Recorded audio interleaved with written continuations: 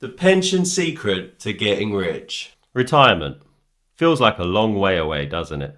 But that's wrong. The earlier you start saving, the more time your money has to grow. Your 20s are the perfect time to begin, because even modest monthly contributions can build into substantial retirement pots over decades. And you know what the best part is? Tax relief. If you put £80 into your pension, £100 will be paid in, because the government adds £20 in tax relief. That's free money simply for saving. Then comes compound growth. Your money earns returns, and those returns earn even more returns year after year.